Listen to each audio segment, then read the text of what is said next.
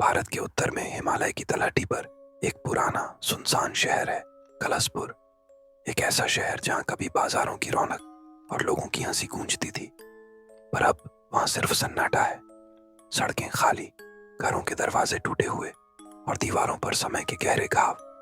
लोग कहते हैं कलसपुर सिर्फ एक शहर नहीं, एक श्राप है। इस कहानी का नायक अर्जुन मेहरा, एक जर्नलिस्ट जिसने अपने करियर में कई खतरनाक स्टोरीज कवर की थी, पर ऐसी कहानी उससे पहले कभी नहीं मिली। भाग एक, रहस्यमय निमंत्रण। अर्जुन दिल्ली में सत्यव्रत नाम के न्यूज चैनल में इन्वेस्टिगेटिव रिपोर्टर था। एक रात कार्यालय में देर तक काम करते हुए उसके ईमेल पर एक नया मैसेज आया। Sender unknown, subject if you want truth come to Kalaspur. Message में सिर्फ एक लाइन थी, कलसपुर आओ, सच तुम्हें बुला रहा है। साथ में एक पुरानी काली सफेद तस्वीर लगाई गई थी। तस्वीर में एक वीरान बाजार था, पर तस्वीर के पीछे एक धुंधली परछाई भी दिख रही थी, जैसे कोई बच्चा कैमरे की तरफ देख रहा हो। अर्जुन को इस तरह के ईमेल अक्सर मिलते थे, पर इस तस्वीर में कुछ था, कुछ ऐसा जिसने उसकी रीढ़ में सिहरन भर दी। उसने तुरंत गूगल पर कलसपुर टाउन सर्च किया, लेकिन उसकी हैरानी यह देखकर बढ़ गई कि इंटरनेट पर इस शहर की लगभग कोई जानकारी नहीं थी। बस एक ही चीज मिली, 20 साल पहले कलसपुर एक रात में खाली हो गया था। कोई नहीं जानता कैसे। यह तो बहुत बड़ी स्टोरी है, अर्जुन ने खुद से कहा। अगली सुबह उसने कलसपुर जाने का फैसला कर लिया। भाग 2, सफर की शुरुआत। अर्जुन सड़क मार्ग से उत्तराखंड के पहाड़ी रास्तों की तरफ निकल पड़ा। जैसे जैसे वह कलसपुर के पास पहुंचता, कुछ अजीब सी बेचैनी बढ़ती जाती। रास्ते में एक ढाबे पर वह चाय पीने रुका। वहां बैठे एक बुजुर्ग ने उसे देखा और पूछा, कहाँ का रास्ता पूछ रहे हो बेटा? कलसपुर, अर्जुन ने कहा। बुजुर्ग का चेहरा डर से सफेद पड़ गया। उधर जाने का सोच भी मत, वो शहर जिंदा नहीं है। जिंदा नहीं है मतलब? अर्जुन ने मुस्कुराते हुए पूछा। बुजुर्ग धीमी आवाज में बोले, वो शहर रात को जागता है बेटा। लोगों के रोने चिल्लाने की आवाजें आती हैं। जो उधर गया वो लौटा नहीं। अर्जुन ने सोचा, शायद बूढ़ा आदमी अंधविश्वासी है। उसने चाय पी और आगे बढ़ गया। रास्ता संकरा और टूटा हुआ था। पेड़ों की शाखाएं इतनी झुकी थीं जैसे किसी अनजान चीज से बच रही हों। कुछ दूर बाद उसका मोबाइल नेटवर्क भी चला गया। अब आगे सिर्फ जंगल था और उसके दिल में बढ़ती हलचल। भाग 3, शहर का पहला दर्शन। शाम होते होते वह कलसपुर के प्रवेश द्वार तक पहुंच गया। एक टूटी हुई पुरानी बोर्ड पर फेडेड अक्षरों में लिखा था, कलसपुर, जनसंख्या 3 पर किसी ने उस पर लाल पेंट में लिखा था 0। अंदर घुसते ही अर्जुन को एक अजीब ठंडी हवा ने घेर लिया। सड़कें वीरान थीं, पेड़ों पर सूखे पत्ते बिना हवा के भी हिल रहे थे, जैसे कोई अदृश्य चीज उन्हें छू रही हो। सबसे अजीब था, पूरा शहर खाली था, पर उसे किसी के चलने, सांस लेने और फुसफुसाने की आवाजें साफ सुनाई दे रही थी। क्या यहाँ कोई है? अर्जुन ने आवाज लगाई। दूर कहीं से बच्चों की हंसी सुनाई दी, पर शहर तो 20 साल से खाली था। भाग 4, कलसपुर का स्कूल।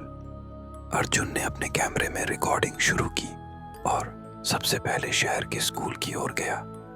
स्कूल के गेट पर ताला था, पर वह जंग लगा हुआ था और खुद ही जमीन पर गिरा था, जैसे किसी ने उसे फाड़ कर फेंका हो।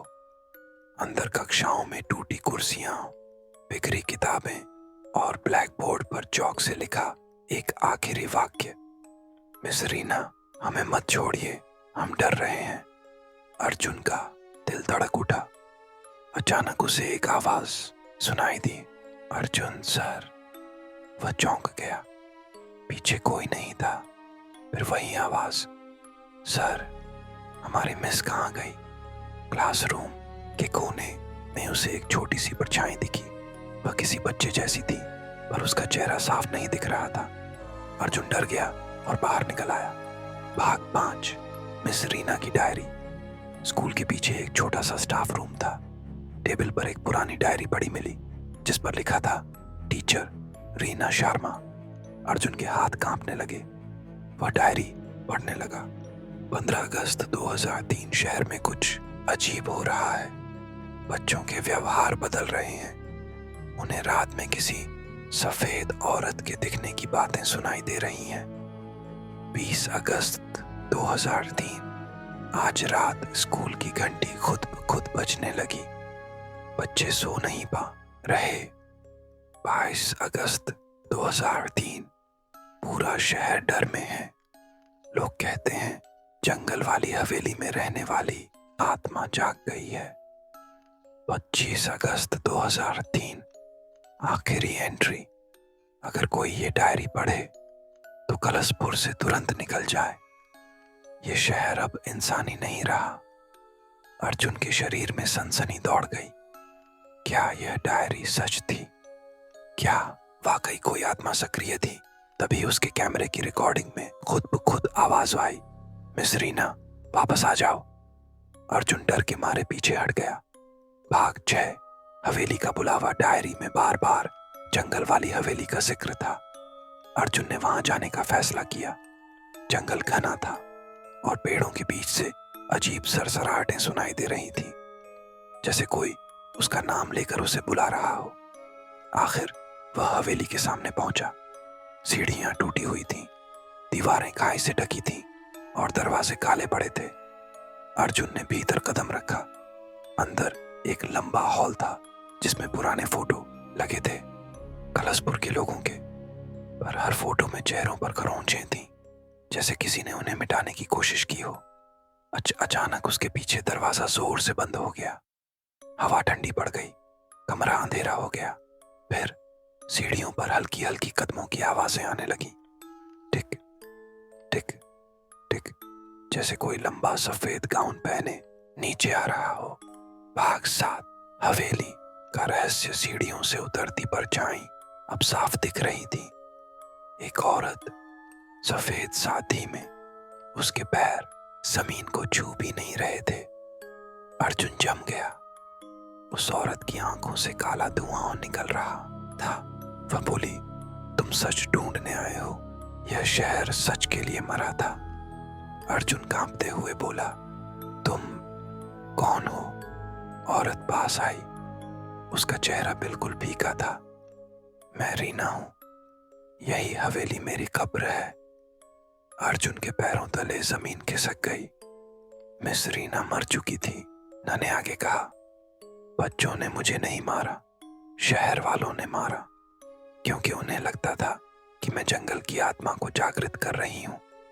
जबकि सच्चाई ये थी, मैंने ही बच्चों को उस आत्मा से बचाया था। फिर उसकी आंखें लाला हो गईं।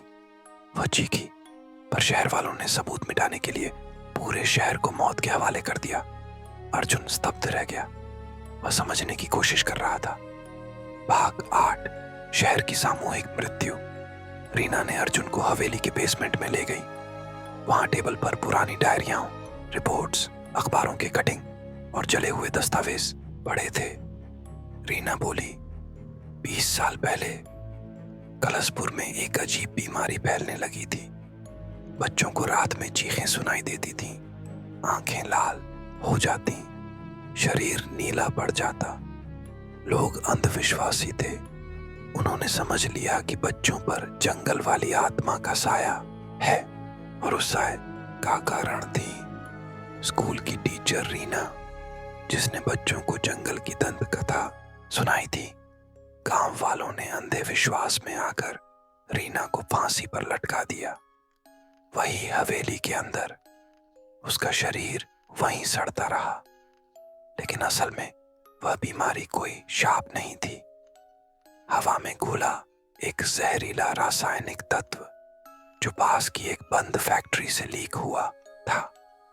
लोगों ने गलतफहमी में एक मासूम को मार दिया और उसी रात जहरीली गैस फैलकर पूरे शहर को मार गई। रीना की आत्मा उससे बंध गई, न्याय की तलाश में। भाग 9। रीना की विनती। रीना ने अर्जुन से कहा, मैं चाहती हूं कि तुम दुनिया को सच बताओ। कह दो कि मैं हत्यारी नहीं हूं, मैं मासूम हूं और यह शहर अपराध की वजह से मरा, आत्मा की वजह से नहीं। अर्जुन ने हिम्मत जुटाकर पूछा, पर मैं यहां से कैसे जाऊं? रीना ने कहा, शहर तुम्हें तभी जाने देगा जब तुम सच बताने का वादा करोगे। अर्जुन ने सिर हिलाया, मैं वादा करता हूं। अचानक हवेली की सारी खिड़कियां खुल गईं, हवा सामान्य हो गई, शहर का सन्नाटा टूट गया, गेट अपने आप खुल गया। रीना की आत्मा मुस्कुराई और धीरे धीरे धुएं की तरह गायब हो गई। भाग 10। मौत के मुंह से बाहर अगली सुबह अर्जुन कलशपुर से निकल चुका था। वह लौटते हुए रो पड़ा।